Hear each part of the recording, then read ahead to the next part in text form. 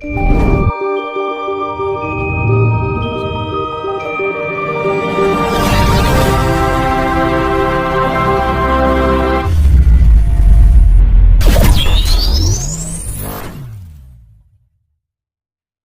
tanda gunung meletus itu kan saling terkait antara jalur magma ya.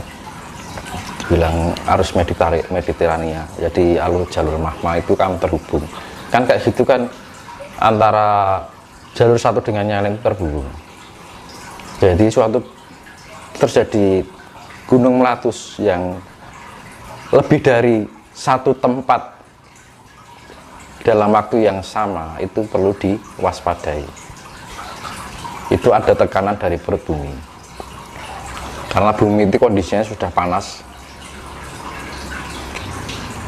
ya, kayak kendaraan ya loh. Motor itu kalau mesinnya panas kan jebol ya kan, ya sama aja bumi ini bagaikan generator berputar. Kondisi permukaan bumi ini sudah banyak polusi, dengan akhirnya terjadi pemanasan secara global, mempengaruhi daya tahan atmosfer ya kan, lapisan ozon.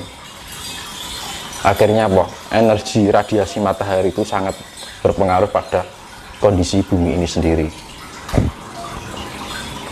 Nah, makanya ketika ada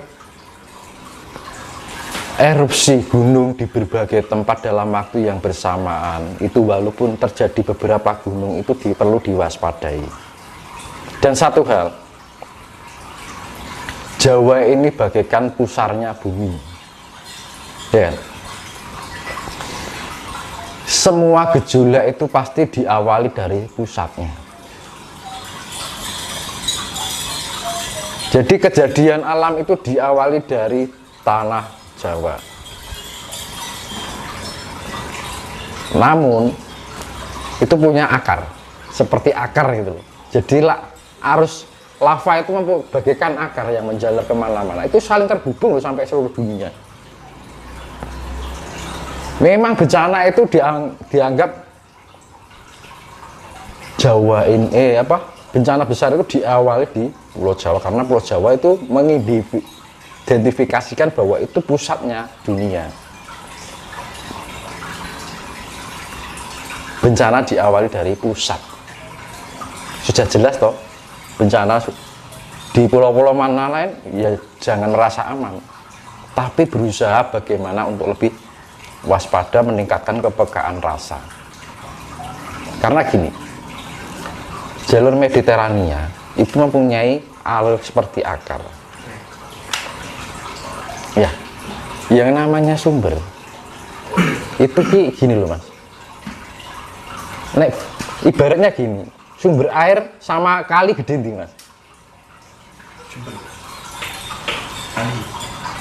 Sumber air dari gunung kan, kali kan kali kan dari sumber air kan, dari gunung kan. Nah kamu ngelihat jalurnya sumber sama kalinya gede mana? Gede kali ini toh. Nah di dalam itu seperti itu aliran lava itu. Semakin ke sana itu jalurnya semakin gede. Nah itu menandakan bahwa semakin titik bencana itu terjauh dari pusatnya, itu efeknya semakin besar. Memang bencana itu akan diawali dari pusatnya atau sumbernya. Makanya dibilang Jawa itu adalah pusatnya dari keluarnya magma. Tapi yang berbahaya itu misalnya ini Jawa ya, ini Jawa. Ini ada akar-akarnya, misalkan yang Rusia, orang Amerika, yang ini Eropa, Afrika. Ini goyang. Ini aman-aman aja. Tapi ketika ini sudah tidak aktif lagi, maksudnya itu sudah aktivitasnya sudah mulai menurun. Nah ini yang diwaspadai. Semakin jauh dampaknya semakin besar. Semakin jauh lagi tambah besar. Semakin jauh lagi tambah besar. Makanya bencana akan diawali dari Pulau Jawa hingga sampai membelah.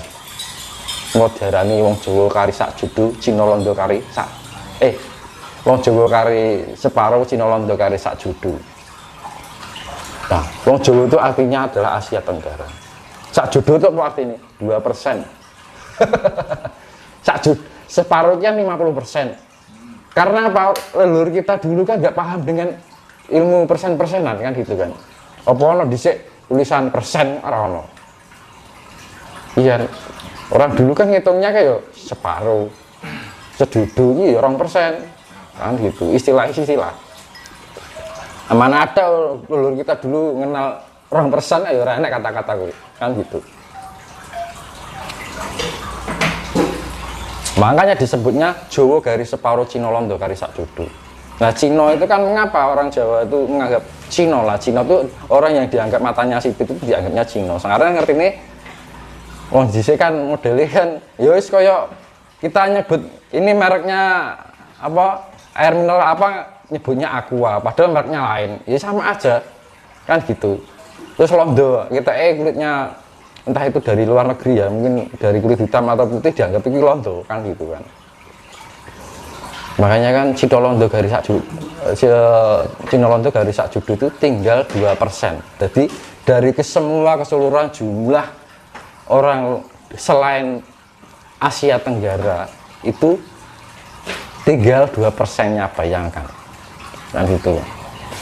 Terus sak jodoh separuh itu artinya 5%.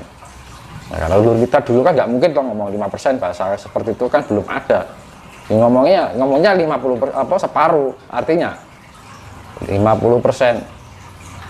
Nah, dari 50% dan 2% ini 50%-nya orang Asia Tenggara, 2%-nya dari non Asia Tenggara itu dikumulatif hanya tinggal seluruh dunia tersisa 5%. Mula orang leluhur kita dulu bilang besok ini jaket gari wong sak proliman. Artinya proliman itu 5%. Karena bahasa dulu nggak ada persen-persen, nggak ada proliman kan.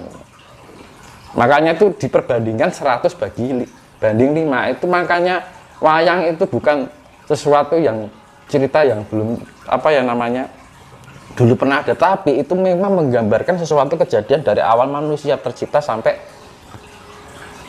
akhir peradaban manusia. Makanya perang Bharatayuda Jaya Binangun itu apa? Pandhawa 5, Kurawa 100. Perbandingannya kan 5 banding 100. Nah, 95% itu nggak tahu kemana kan gitu. Yang selamat Pandhawa. Tapi 5%-nya seluruh dunia kan banyak. Ya kan? Nah itu apa nggak mengerikan gitu.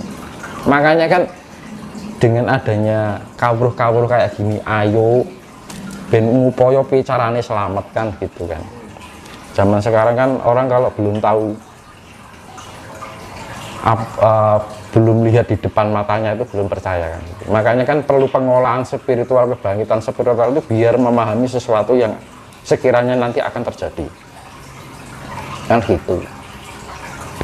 Itu kan bukan karena memang yo menungso ki kan gampang kan gitu loh. Lah yang penting somadang somangan ngopo mikir tekan ngono lah gitu. Kecuekan manusia itu loh kadang. Ya kan tidak mau memahami kondisi alam, akhirnya apa? Lali, lupa diri. Ya kan. Hanya mengedepankan keinginan, ya kan. Semua hasrat, keinginan, nafsu dunia, angkara murka. Karena apa? Target utama alam itu adalah satu, angkara murka. Keduanya, orang yang merasa pintar dari ketidaktahuannya itu tadi. Makanya kan lebih baik jadi orang yang merasa bodoh tapi berusaha untuk memahami dan mengerti. Kan itu penak atau tadi wong yang ngerti. Apa nek kuwi ngajarke sesat kan ya ora to. Ayo. Kan ngajarke memberikan, misalkan aku ngasih tahu ini ada bencana kan kayak solusi kan gitu loh. Nggak melepas kan kadang-kadang beramal ini tapi nggak ngasih solusi. Nah, diambil positifnya, solusinya yang diterima. Yang adanya peristiwa ini itu kan tinggal kewaspadaan. Misalkan kejadian dan nggak kejadian, bila solusinya ini dijalankan kan yuk bermanfaat juga kan, ada gunanya kan gitu loh. Apa yo nek dilakoni bakal elek kan yo ora kan gitu. Nah kadang-kadang kan itu terbatasnya pemikiran nalar manusia sekarang itu sangat hanya diarahkan pada hal yang sifatnya duniawi kan gitu. Hanya mencukupi kebutuhan apa ragawi. Nah makanya kan yaitu tadi Barata Yudha Jaya Binangun, Barata itu perang saudara, Jaya Binangun itu kan kejayaan untuk membangun kejayaan. Kita melawan Barata artinya apa? Keegoan di dalam diri kita, kenafsuan di dalam diri kita, biar kita bisa mampu mengendalikan. Kalau kita sudah mengendalikan diri kita, kita akan menjadi orang yang tahu diri. Tapi kalau kita tidak bisa menyadarkan, memberikan kesadaran pada diri kita, akhirnya apa? Lupa diri. Makanya zaman saya kayak wong lali urip ning ndi, lali mangane karo apa, bakal dadi apa kan wis ora dipikir, ya kan gitu. Ya kan? Mengedepankan karsa. Mengedepankan ego, keinginan dan segala apa yang sekiranya hanya untuk sebatas kebutuhan ragawi. Tapi di dalam raga itu ada yang lebih penting, yaitu jiwa. Nah raga lah nggo wadah to. Lah sing penting nak isine to. Lah sekarang sing diapik-apik lah wadahe isine lho. Nah iki kita ra diopeni. Nah itu. Makanya kan kalau orang terawat jiwanya pasti raganya juga terawat. Tapi orang yang rawat raganya hanya fokus pada raga belum tentu jiwanya baik. Makanya kan dibilang zaman edan. Lah sing edan iki apa? Jerune. Makanya kan orang dibilang gila itu kan karena apa? Kehilangan kesadaran. Ya. Yeah. Besarane nek kosorane wah ki wong ora waras. Kayak ngono lho makane kan ngono. Nek wong waras kan mikir dirasa kan, rasa pangrasa, akhirnya dadi krasa kan ngono. Lah makanya itu kan perlu pendidikan nilai tentang nah itu loh. Kehidupan itu kan kadang-kadang dilupakan. Hanya mencukupi kebutuhan ragawi tapi secara jiwaninya itu enggak diperhatikan. Padahal raga itu mah rada kan. Gitu. Makanya jiwa itu reinkarnasi ganti raga enggak pernah bosen gonta ganti raga terusan gitu. Iya kan? Orang yang leluhur kita aja yang sudah sempurna itu masih reinkarnasi untuk melakukan penyempurnaan level lagi kok. Peningkatan cahaya dari jiwa itu sendiri. Apa meneh sing ora melakukan mau hidup berapa lagi penderitaan lagi kan gitu loh. Lho nek menungso iki kan penderitaan toh. Iya kan? Karena apa?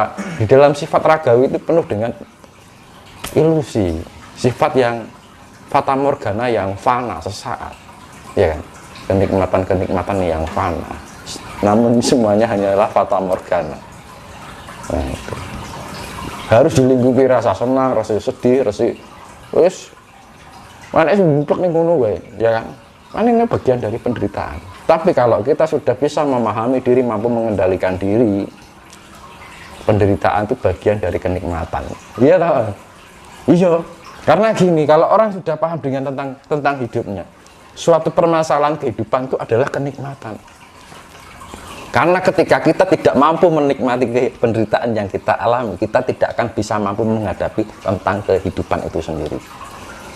Ya kan? Makanya kan ini loh. Dengan ada yang saya ceritakan semuanya ini alasan alam melakukan suatu tindakan. Nah itu.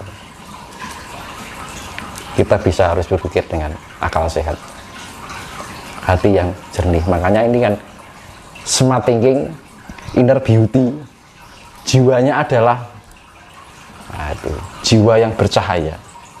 Kalau kita mempunyai kecerdasan, smart thinking kita bagus,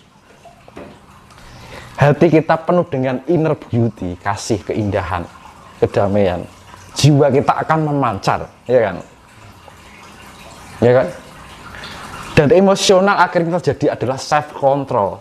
Kita mampu mengendalikan diri. Kalau kita sudah bisa self control itu, yang terjadi adalah karena alam itu adalah hukum imbal balik, hukum cermin. selama apa yang kita lakukan baik maka akan menjadi karma yang baik. Tapi sebaliknya ketika itu kita melakukan hal yang buruk, karma ya akan terima ya buruk. Makanya kan mau nandur bakal ngunduh, orang yang menang bakalnya menuai. Itu hukum alam. Jadi kalau alam seperti ini, alam sudah melakukan hukumnya secara absolut, mutlak, dan itu harus terjadi. Karena semakin, jangan berpikir semoga tidak terjadi bencana, itu karepe menungso iki golek penak, ya kan, mau berbuat untuk kehancuran bumi ini tapi tidak berani menerima resiko. Nah gitu, sing egois alame pemenungsane kan gitu. Wah, kasihan saudara kita yang kena bencana. Ya memang kasihan. Apa pernah manusia merasa kasihan dengan alam ini? Nah kan, apa pernah menungso kasihan karo alam ini? Kasihan ya, bu sekali-sekali kasihan ya alam itu kena bencana. Apa terjadi disakiti manusia kan? Apa pernah kamu mikir kayak gitu? Tapi ketika manusia yang kena bencana, kasihan ya, semoga tidak bencana, kasihan saudara kita. Ya memang kasihan, memang kasihan. Tapi lebih kasihan alam. Loh, alam ini sing kayak urip loh, orang digatekke loh. Loh, kita hidup dari air minum dari mana? Alam. Kita mandi sehari-hari dengan alam, makan dari tumbuhan, dari tanah alam. Apa pernah gatekke? Ya. Yang zaman saiki isine mung tur doxing turu badok ngising ngono ku terus. Ya toh, apa gatekke? Kowe badoke entek kok ngendi ya ngising manggone ning ngendi kan ngono. Bumi iki mbok isi iki ya meneng wae, malah tetap memberikan yang terbaik. Ya toh. Loh. Makanya kan jadilah ibu, sifat seperti bumi. Nah gitu ya, bumi ini mau tidak mau didoni disingi ya engkei urip ya, memberikan kehidupan. Ngono nek wong arep nyembah alam dikira wong nyembah berhala kan ya, itu bukan suatu penyembahan tapi suatu kita rasa syukuri mau. Kita menganggap alam itu ada gitu loh. Apa pernah menungso saiki menganggap ada alam itu sendiri? Tapi ketika alam ada bencana, alam sing disalahke lho. Amat dadi alam iki serba salah kok. Ya toh? Dikei ora ngerti, dikei bencana. Kok ngene lah kan? Enggak jenenge dadi alam, ya susah kan? Kan gitu kan. Ya toh? Loh, ya sekali-kali manusia memahami itu kan gitu loh. Jangan memikirkan ya manusia itu merasa peran utama di bumi ini kan gitu loh. Ya saya bilang tadi ya, demi apa sedulur kita yang sudah tidak punya raga dianggap demi, dia kasihan kan itu ya kan, mereka juga punya pengen hidup juga, dia juga hidup diberikan kehidupan oleh Sang Semesta.